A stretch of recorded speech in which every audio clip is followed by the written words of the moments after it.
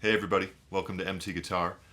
Today we're going to cover quite a few concepts for the blues, so stick around for this lesson. I think you'll enjoy it. We have three scales that I'm going to cover that take us beyond the typical sort of minor pentatonic sound. And we're going to cover guide tones, and I'll show you how to play those up and down the neck, as well as how to employ them with a bass to have shell voicings. And guide tones will point you in the right direction as far as how do we play the blues beyond just regular bar chords or regular open chords. And, if I showed you right away what shell voicings sound like, if I play a blues in A, of course I could play some bar chords, right? Or open chords. But what if I stayed away from that?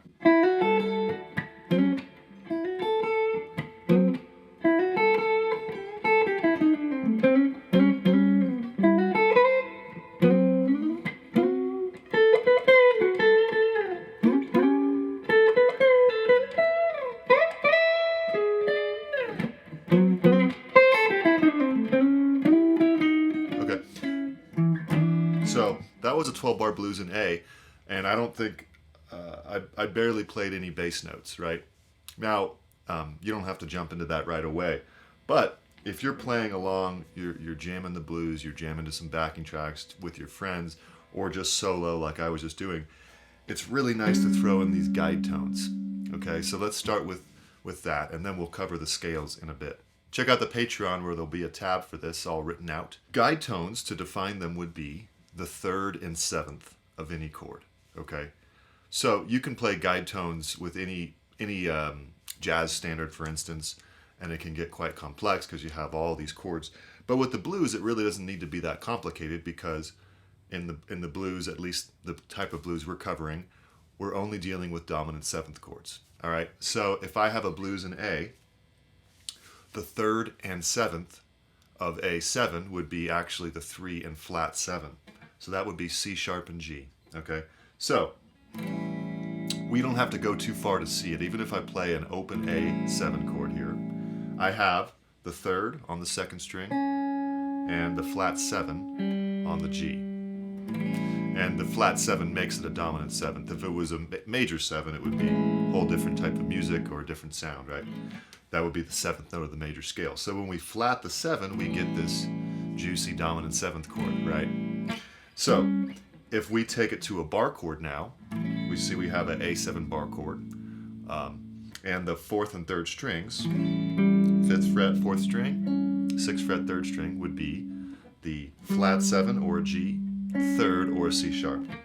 As promised, I'm going to take us away from needing to play this whole bar chord because it's quite cumbersome, right? So if we just play these two strings here, 4th and 3rd strings, we have the flat 7 and 3. So if I'm playing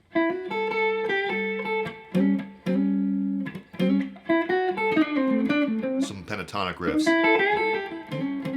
I can go back and forth to this rhythm. Or if I'm playing with a bass player, I could just do that. And the reason they're called guide tones is because they're guiding the ear. The root and fifth are usually covered by full chords, bass players, backing tracks, and we don't really need to reinforce those a lot. So we can play just the third and seventh of any chord and kind of sound like we're playing rhythm, but it's not using all of our fingers or requiring us to play all 6 strings. Okay, so with that being said, there's my little spiel about guide tones. Why don't we do an exercise now and play the guide tones of a 12-bar blues in A. This can be taken to any key, of course. And we're going to start here. All right, so that would be A7. Sometimes you can go to the 4 chord on the 2nd bar. So let's say we did that. Well, the great thing about that is, in the blues, the guide tones are just down a fret. 4th and 5th frets on the 4th and 3rd strings. Those are the guide tones of D7, right? And you can see that clearly when you play, say, a D7 like this, or a D9, either one. You would have the 3rd and flat 7. And they just go down a half step. So, 2, 3, 4, 2, 3, 4. For the 3rd and 4th bar, we'll go back to A7. Now for the 5th and 6th bar, it's the 4 chord, which is D7. Back to A7 for the 7th and 8th bar. All right, now we've made it to the 5 chord. For the 5 chord, it's E7. Really cool, we just go up a fret. So the E7, you might have it like, see it like this, or an E9, whatever. And you'd have the 3rd and flat 7, which is G sharp and D. Right there, for the 5 chord. For the 4 chord, go down 2 frets. 1 chord, back up. 5 chord. All right, so I'm going to loop that actually, and then we'll talk about scales from there. So you can follow along with me here. Ready? 3, 4. D7. A7. Just the 3rd and flat 7. D7. Just the 3rd and flat 7 of each chord. E7. D7. A7. E7. Okay. So now we've got a loop now we can practice to. Of course, there's no bass going on, which is fine. If you wanted to add the bass, it would be called shelled voicings.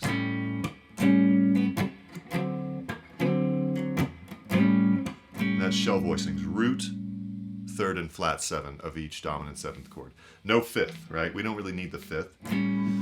There's a reason we don't need the 5th. It's a little bit theoretical, but the 5th is the first overtone after the octave of any fundamental. So we kind of hear the 5th anytime we hear a root note. Kind of crazy, but it's true.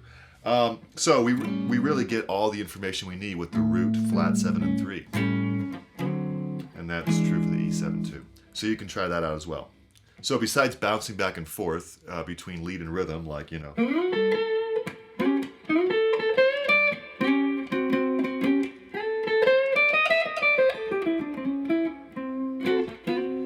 you could use guide tones as a rhythm and lead alternation, right? Might be a little advanced for people who are just getting started with this. So what you might want to do is loop this progression and then try some scales over it. So let's talk about that. If I have the first scale that you probably learned in terms of blues might be, say, the A minor pentatonic. And you know, it's a great scale. You can never get too good at pentatonic. Well worth going deep into all 5 positions, messing around over a 12-bar blues in just the minor pentatonic. Nothing wrong with that. However, most people are probably familiar with that scale, so I'd love to shed some light on a few other options you can play over the blues. One would be just adding the flat 5, okay? And you may have heard of this as well, but it's well worth looking at because if we just add the flat 5, we now have a tritone interval from the root, really juicy, really soulful, and full of expression, right? So you may say, well, how do I even know what the flat 5 is? Well, that's why it's important to, you know, sort of map out the scale degrees. If we go 1, that's the root, flat 3, 4, and then 5, in between the 4 and 5 is the flat 5. And that's true for every octave. So 1, flat 3, 4, flat 5, 5, flat 7, 1. Now we start over. 1, flat 3, 4, and in between the 4 and 5 we have the flat 5, flat 5, 5, flat 7, 1, flat 3. That's true for each position. 1, flat 3, 4, flat 5, 5, right? And you can sort of run around that on the entire fretboard. Okay, so that's a great scale to know. Now let's talk a little more, let's get away from the minor pentatonic a little bit. We can play Mixolydian over every chord. So if I have a A7, basically a dominant 7th implies a Mixolydian, more or less. You could do other scales, of course, but when you have a dominant 7th chord, it's the 5 chord, generally in traditional harmony, and the 5 chord, if you put it out into a scale, would have a Mixolydian scale in the most basic sense. So Mixolydian is a major scale with a flat 7. So it's quite different from the minor pentatonic. So if I have a major scale, I have 1, 2, 3, 4, 5, 6, flat 7. And that flat 7 is a little more juicy of a note. Everything else is a little bit standard major, and then you have this flat 7. We repeat here: 1, 2, 3, 4, 5, 6, flat 7, 1, 2, 3. Okay, so to juice that up a little bit, you could add the flat 3 in the Mixolydian.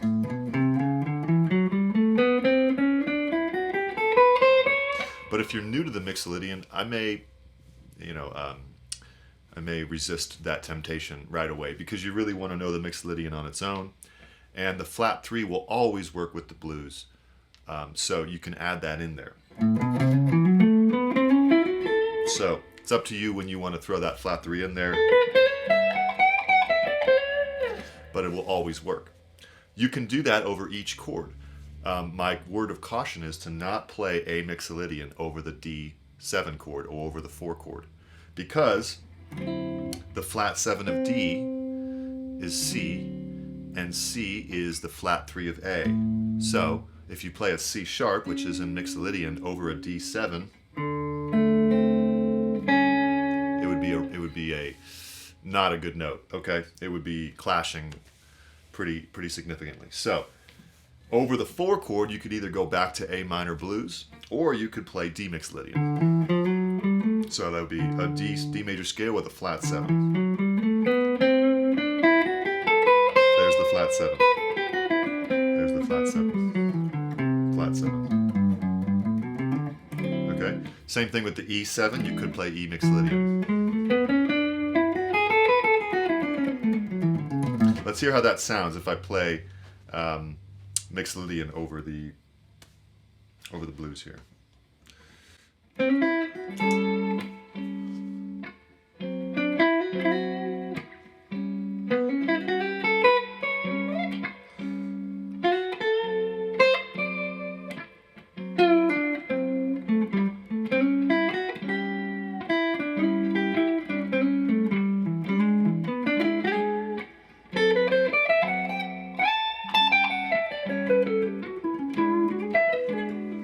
Now I'm going to play the Mixolydian and the blues scale and mix between the two.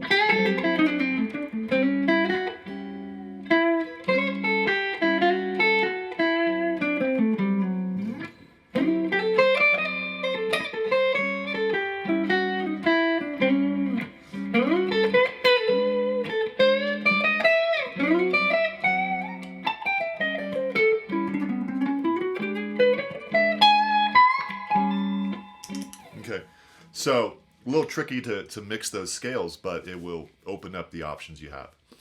The third scale that you can try, if the Mixolydian may be a little bit cumbersome, right? It's a lot of notes, and so if we want to do something a little simpler but not as minor pentatonic-y, we can do, is that a word, pentatonic-y?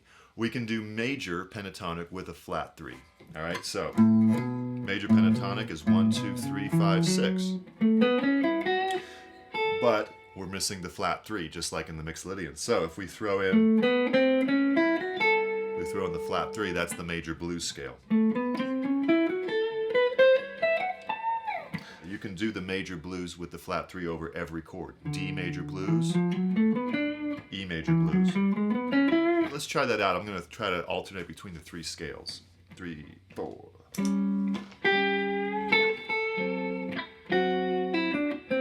Here's a little Mixolydian. A minor blues. Back to major pentatonic.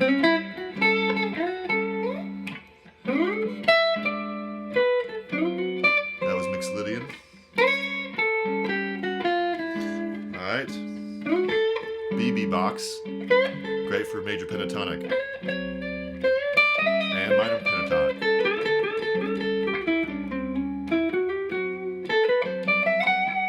Mixolydian. That was minor blues. That's major pentatonic.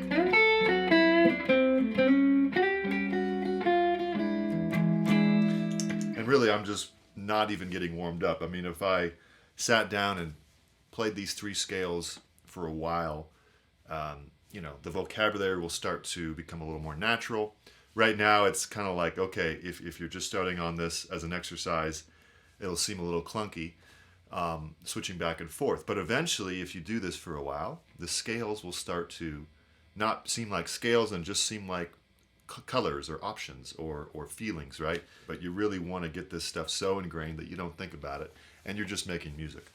So plenty to work on here. There is a tab for this on the Patreon, and I have a study guide all written out for you. So check that out if you're interested. Otherwise, subscribe, hit the notification bell, and I do appreciate your support. We'll see you next time. Bye.